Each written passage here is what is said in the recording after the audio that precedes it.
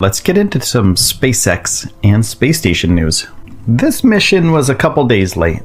It was scheduled to take place on a Wednesday, and then it slipped to Friday to give NASA some time to resolve some electrical issues that are on the International Space Station. And the issue was a main bus switching unit, the MBSU, which is a component of the ISS United States Orbital Segment electrical power system.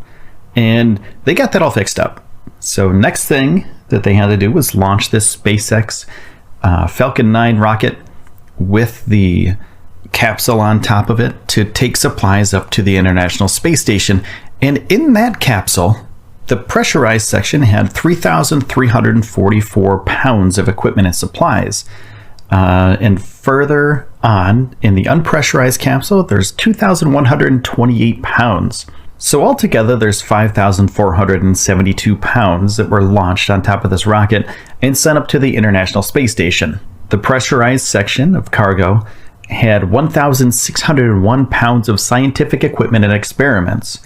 And that's research that CRS-17 will deliver to the station. Includes tissue chips in space. It sounds like potato chips, which would be delicious for astronauts in space, but it's actually not. It's an investigation that will use three-dimensional cultures of human tissue to study how cells respond to factors such as drugs or diseases in microgravity. You definitely don't want to eat that. And another experiment that's on board, which is called the photobioreactor. It's a study that uses biological processes as part of the life support system of future long-duration space missions. And that experiment will cultivate microscopic algae, Chlorella vulgaris, aboard the space station's Destiny laboratory. The algae consume carbon dioxide and give off oxygen, while also producing nutritional biomass that can be consumed by astronauts. So think about this.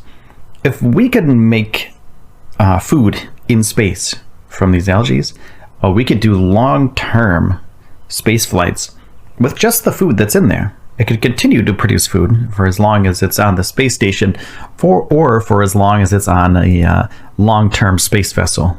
And these are the building blocks. These are the first phases of these kind of experiments. So we're going to know in the future, in the next couple of years or so, how this actually turns out, and if these algae will actually be ready for human consumption for long-term spaceflight.